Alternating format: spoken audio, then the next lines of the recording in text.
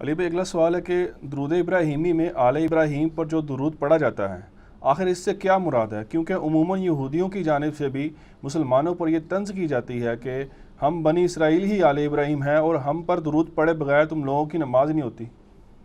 آپ یہودیوں کی بات کر رہے ہیں، ہمیں تو مسلمان میں جو بنو اسماعیل ہیں نا ہاشمی، وہ کہتے ہیں دیکھو جی نماز ہے تو ساڑھے تو درود پڑھ دو، آل محمد درود پڑھے بغیر تھوڑی نماز ہی نہیں ہوتی۔ تو وہ بھی ٹائٹل اویل کر رہے ہوتے ہیں۔ تو میرا خیال ہے درود ابراہیمی کا ترجمہ نہیں انہوں نے پڑھا۔ درود ابراہیمی میں کہیں نہیں یہ نہیں ہے کہ آل ابراہیم پہ ہم درود پڑھ رہے ہوتے ہیں۔ اس کا ترجمہ یہ ہے کہ اللہم صلی علی محمد وعلی آل محمد، اے اللہ درود بھیج، رحمت بھیج محمد صلی اللہ علیہ وآلہ وسلم پر اور ان کے اہل بیت پر، جیسا کہ تو نے درود بھیجا تھا، پاسٹ ٹینس کا صیغہ ہے، ابراہیم اور آل ابراہیم پر۔ یہ نہیں ہے کہ ہم آل ابراہیم پہ درود بھیج رہے ہوتے ہیں، ہم آل ابراہیم کے جس حصے پہ درود نماز میں بھیج رہے ہوتے ہیں وہ آل محمد ہے، بنو اسماعیل، جیسا کہ بنی اسرائیل پہ بھیجا تھا نا۔ بعد میں تو بنی اسرائیل اللہ تعالیٰ کی مغضوبی علیہم بن گئی نا، جب انہوں نے اپنے پیغمبروں کی نافرمانی شروع کر دی۔ تھے وہ تو قرآن میں ہے، یا بنی اسرائیل اذکروا نعمتی التی انعمت علیکم وانی فضلتکم علی العالمین۔ یاد کرو میری اس نعمت کو کہ میں نے جو تم پر کی تھی اور تمہیں سارے جہان والوں پہ فضیلت دی تھی۔ تو بنی اسرائیل بڑی لاڈلی تھی، 3 کتابیں آئیں، تورات، زبور، انجیل، ہزاروں پیغمبر آئے۔ بعد میں جب برگشتہ ہوئے دین سے تو پھر ضربت علیہم الذلہ والمسکنہ، ذلت اور مسکنت ان کا مقدر بن گئی۔ اب اللہ تعالیٰ نے بنو اسماعیل کو قیامت تک کے لیے چنا ہے۔ تو ہم یہ درود ابراہیمی میں یہودیوں پہ درود نہیں بھیج رہے ہوتے، بلکہ اس کا ترجمہ ہے جیسا کہ بھیجا تھا۔ تو سر جو یہودیوں کے بزرگ تھے، ہم تو ان کو علیہ السلام کہتے ہیں، رضی اللہ عنہ کہتے ہیں۔ حضرت عیسیٰ یہودی تھے، یہودی نسل تھے نا، ان پیغمبروں کی ہم عزت کرتے ہیں۔ حضرت داؤد علیہ السلام، حضرت سلیمان علیہ السلام سب یہودی نسل تھے، ان کے جو صحابہ تھے ہم ان کی عزت کرتے ہیں۔ لیکن اگر وہ کہتے ہیں آج کے یہودیوں پہ ہم درود پڑھ رہے ہیں تو ان پہ پڑھ نہیں رہے، ہم کہہ رہے ہیں جیسا کہ اے اللہ تو نے ان پر درود بھیجا تھا۔ اور درود کیا تھا کہ اللہ تعالیٰ نے بنو اسرائیل کو چنا تھا، ان پہ اپنی رحمت کی تھی، ان میں پیغمبر بھیجے، کتابیں بھیجی، من و سلوہ، ان کو جنتی خوراکیں کھلائیں۔ آج تک اس کے اثرات باقی ہے، دیکھ لیں یہودی بڑے خوبصورت ہوتے ہیں، ان کے باؤ اجداد نے جنتی خوراکیں کھائی ہوئی ہیں۔ جس طرح آپ کے پیر جو ہیں وہ اچھی خوراکیں کھاتے ہیں، اے سی میں رہتے ہیں تو وہ بھی بڑے خوبصورت ہوتے ہیں، چٹی چمڑی ہوتی ہے۔ تو اس طریقے سے یعنی اثرات تو ہوتے ہیں۔ تو یہ ہم ان کے اوپر درود نہیں بھیج رہے ہوتے، بلکہ ایک پاسٹ ٹینس کے صیغے کا ذکر کر رہے ہوتے ہیں۔ ٹھیک ہوگا؟ اچھا، اس میں سے وہ افضلیت والا ایشو بھی نکالتے ہیں ایک، کیا کہ جی آل ابراہیم جو ہے افضل ہے، اسی لیے اس کا ذکر آیا کہ اس طرح سے درود پڑھیں جیسے آل ابراہیم پر درود پڑھا۔ تو اس کے لیے پھکی ان سے لے لیں ہم سے کہ ان کو کہیں کہ اس طریقے پہ اگر یہ بات مان لی جائے تو کرسچنس کے لیے ہم کہیں گے وہی بنو اسرائیل ہے نا، کہ اللہ تعالیٰ نے کہا کہ عیسیٰ کی مثل حضرت آدم کی مثل ہے اللہ کے نزدیک۔ جی، تو پھر کیا وہ کہیں گے کہ حضرت آدم علیہ السلام حضرت عیسیٰ سے افضل ہیں، کہ ان کی مثال کے طور پہ بیان کیا جا رہا ہے؟ اس میں افضلیت غیر افضلیت کا ذکر نہیں ہو رہا، بلکہ اس مماثلت کا ذکر ہو رہا ہے کہ جیسا کہ ان کو تو نے نوازا تھا ان کو بھی نواز۔ یہ نہیں ہے کہ جتنا ان کو نوازا تھا ان کو نواز۔ اب اس میں کئی چیزیں جو امت محمدیہ میں ٹرانسفر نہیں بھی ہوئی، مثلا بنو اسماعیل کو اللہ نے نبوت سے نہیں نوازا نبی صلی اللہ علیہ وسلم کے بعد، بنی اسرائیل پہ آل ابراہیم پہ تو نبی آتے گئے، یہ دروازہ تو بین ہو گیا نا۔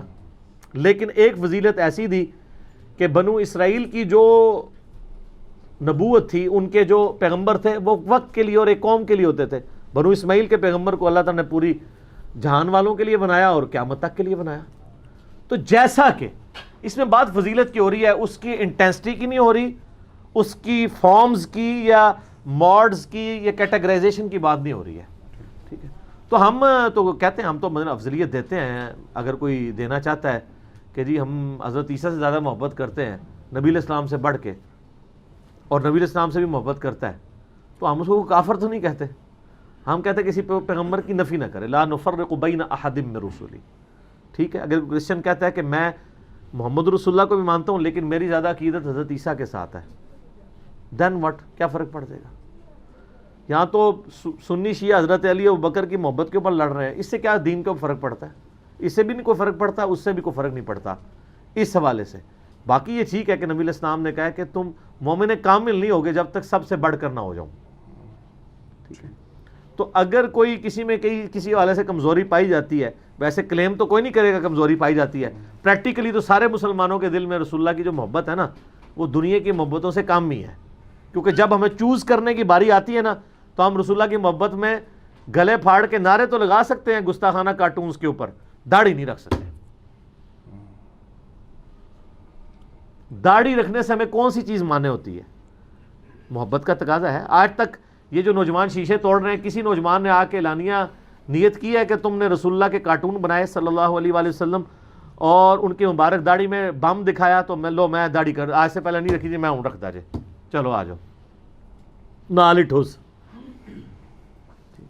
تو یہ جذباتی ڈاکٹرائن دکھتی ہے، علمی ڈاکٹرائن ذرا مشکل کام ہے، ٹھیک ہو گیا۔ اچھا علی بھائی اگلا سوال ہے کہ درود شریف میں آل محمد سے مراد کیا نبی صلی اللہ علیہ وآلہ وسلم کی اولاد یعنی اہل بیت ہیں، یا کہ روحانی اولاد کے طور پر پوری امت ہی اس میں داخل ہے؟ روحانی اولاد تو ہم ہیں، اس میں تو کوئی شک نہیں ہے۔ قرآن میں ہے نا، النبی اولیٰ بالمؤمنین من انفسہم وازواجہ امہاتہم، نبی علیہ السلام مومنین کی جانوں پر ان کی جان سے بھی بڑھ کر حق رکھتے ہیں، اور نبی کی بیویاں امت کی مائیں ہیں، تو لہٰذا نبی علیہ السلام امت کے روحانی باپ ہوئے اور ہم نبی صلی اللہ علیہ وآلہ وسلم کی روحانی اولاد ہوئے۔ لیکن ایز فار ایز درود شریف از کنسرن، تو اس میں آل محمد سے مراد نبی علیہ السلام کی روحانی اولاد نہیں ہے، بلکہ آپ کی بیگوٹن اولاد ہے۔ اور وہ غدیر خم کی حدیث میں زید بن ارقم نے بتایا وہ اہل بیت کون ہے: آل عقیل، آل جعفر، آل عباس اور آل علی۔ ویسے شیعہ تو صرف آل علی کو ہی لے کے چل رہے ہوتے ہیں، لیکن یہ سارے نبی علیہ السلام کا ہاشمی خاندان سب کے سب اہل بیت ہیں۔ درود ابراہیمی میں بھی آل محمد سے مراد اہل بیت محمد ہے صلی اللہ علیہ وآلہ وسلم، وہ قیامت تک جو ہاشمی خاندان ہے، کیونکہ صحیح بخاری میں یہ حدیث ہے کہ صحابہ نے کہا ہم نے آپ سے سلام تو سیکھ لیا، آپ ہمیں وہ درود سکھائیں جو ہم آپ اور آپ کے اہل بیت پہ پڑھیں۔ وہاں آل کا لفظ نہیں ہے، اہل بیت۔ تو آپ میں سے ہم میں سے کون بندہ ہے جو دعویٰ کرے گا کہ میں اہل بیت ہوں، سوائے وہ جو سید ہیں؟ غیر سید تو نہیں کہہ سکتا میں اہل بیت رسول ہوں۔ تو بخاری کے الفاظ ہیں آپ ہمیں وہ درود سکھائیں جو ہم آپ کے اہل بیت پہ پڑھیں۔ تو نبی علیہ السلام نے کہا کہ پڑھو اللہم صلی علی محمد وعلی آل محمد کما صلیت علی ابراہیم۔ تو آل کی ڈیفینیشن نبی علیہ السلام نے خود اہل بیت سے کی ہے۔ وہ کہتے ہیں دیکھیں قرآن میں آل فرعون کا بھی ذکر ہے، فرعون والے، تو یہاں آل محمد سے مراد محمد والے، تو محمد والے ہم بھی ہیں۔ یہ چیزیں سب اس وقت تک تھیں جب تک نبی علیہ السلام اسے کیٹاگرائز کر کے خود کلیئر نہ کرتے۔ اگر یہ بخاری کی حدیث نہ ہوتی نا تو آپ کرالری کے طور پہ بے شک پوری امت کو بیچ میں شامل کر لیتے، لیکن چونکہ نبی علیہ السلام نے اس کو کلیئر کٹ یہ بات کر دی ہے، آپ سے جو سوال ہوا ہے تو آپ نے اس میں اہل بیت کو ہی شامل کیا ہے، باقی لوگوں کو نہیں۔ باقی تو ہم اس کے ساتھ بہت کچھ لگا دیتے ہیں، وَأَصْحَابِهِ وَعُلَمَاءِ مِلَّتِهِ، وہ بھی بریلوی ہی و دیوبندی ہی۔ ظاہر ہے علماء ملتی جب کوئی بریلوی کہہ رہا ہوگا تو وہ اپنے علماء کو کہہ رہا ہوگا، دیوبندی علماء کو علماء ملتی نہیں کہہ رہا ہوگا، ٹھیک ہے نا جی۔ اور پھر آگے وہ کہتے ہیں اولیاء امتی ہی، اولیاء بھی اپنے فرقے کے۔ تو بس ادھر تک ہی رہے ہیں، اللہم صلی علی محمد و آل محمد، ٹھیک ہے۔ باقی رہ گئے ادر دین اہل بیت جو لوگ فوت ہو چکے ہیں، ان کو ہماری دعاؤں کا حصہ ویسے ہی مل رہا ہے، وہ تو ہم پہ واجب ہے۔ ربنا اغفر لنا ولاخواننا الذین سبقونا بالایمان، اہل ایمان کی نشانی ہے کہ وہ اپنے مرے ہوئے لوگوں کے لیے دعا کرتے ہیں۔ تو ہم دعا جب کرتے ہیں اللہم ربنا آتنا فی الدنیا حسنہ وفی الآخرۃ حسنۃ وقنا عذاب النار، پوری امت کے لیے دعا ہو رہی ہوتی ہے۔ لیکن درود کے اندر آل محمد سے مراد اہل بیت ہیں، بخاری میں واضح موجود ہے۔ اب مجھے کوئی عربی لنگوسٹک کی جتنی مرضی کہانیاں کرائے، اس کا اینڈ رزلٹ تو ہے کہ نبی علیہ السلام نے اس کو ڈیفائن کرنا ہے نا۔ اس طریقے سے اگر آپ رزلٹ نکالنے شروع کریں گے، آپ جو مرضی نکالتے رہیں، عربی لنگوسٹک کے اوپر آپ جائیں گے تو پھر بہت معاملات خراب ہو جائیں گے۔ اصطلاحاً معنی جو چل رہے ہوتے ہیں وہی لینے ہوتے ہیں، اور جب نبی علیہ السلام اس کی خود تشریح فرما دیں پھر تو کسی کی جرت نہیں ہے کہ وہ یہ بات کر جائے۔ مثال کے طور پر اردو میں ہم شوربہ لفظ جو استعمال کرتے ہیں، فارسی کا لفظ ہے نا. اگر میں کہوں میں نے شوربے سے روٹی کھائی تو آپ سمجھ جائیں گے یا تو وہ چکن کا شوربہ ہوگا یا آلو مٹر کا شوربہ ہوگا, یہی سمجھیں گے نا. لیکن فارسی لنگوسٹک میں شوربے کا مطلب ہوتا ہے, لنگوسٹک میں اصطلاح میں یہی مطلب ہے فارسی میں بھی شوربے کا. شور کہتے ہیں نمک کو, با کہتے ہیں پانی کو, نمک والا پانی. تو آپ اگر میں کہوں میں شوربے سے روٹی کھائی تو آپ یہ کہیں گے کہ علی بھائی نے ایک کولی میں تھوڑا سا نمک لیا, اس میں پانی ڈال کے گھول کے کھائی, ایسے تو نہیں کہیں گے, کیونکہ اصطلاحاً اس کا مطلب کچھ اور ہے. یہی کھلواڑ غلام پرویز نے کیا ہے. اس نے قرآن کی اس کو لغت ہی لادا لکھنی پڑ گئی, اسی لیے آپ کو پتا ہے اس نے اپنی لغت لادا لکھی ہے. غلام پرویز کو منکرین حدیث کہنا, یہ اس کو آپ کلین چٹ دے رہے ہیں. ایک بندہ جو ہے وہ زکام کا مریض ہے اور ساتھ اسے بلڈ کینسر بھی ہے, تو آپ یہ کہیں گے کہ یہ زکام کا مریض ہے؟ آپ اس کی بڑی بیماری کا ذکر کریں گے جو جان لیوا ہے. غلام پرویز کی منکرین حدیث ہونا یہ چھوٹی بیماری ہے, وہ اصل میں منکر قرآن تھا.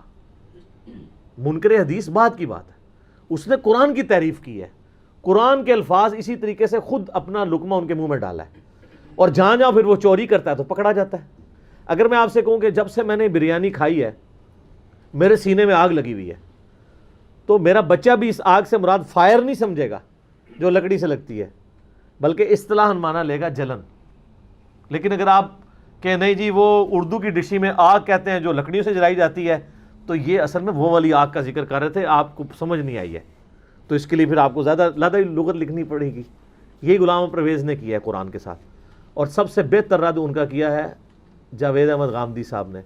فکر پرویز کی خرابی, یوٹیوب پہ ایک کلپ ہے 1989 کی ان کی ویڈیو ریکارڈ ہے, آلموسٹ آج سے 30 سال پہلے, اس زمانے میں. تو اس میں انہوں نے اس طرح کی چیزیں ہائی لائٹ کی. تو اس طرح کی یعنی کھلواڑ نہیں الفاظ کے ساتھ کرنا چاہیے. آل محمد سے مراد وہی ہے جو نبی علیہ السلام نے خود ڈیفائن کر دیا. تو آپ اس میں اب جتنے لوگ منکرین نماز ہیں وہ بھی کہتے ہیں کہ جو قرآن میں ہے نماز قائم کرو, اس سے مراد نماز پڑھنا نہیں ہے, یہ اور ہی مطلب ہے. وہ اس طرح نہیں ہوتا. اس طرح کے الفاظ کو لے کے نبی علیہ السلام ہمارے ٹیچر بنا کے اس لیے بھیجے گئے ہیں کہ کوئی شخص اس میں کھلواڑ نہ کرنا شروع کر دے.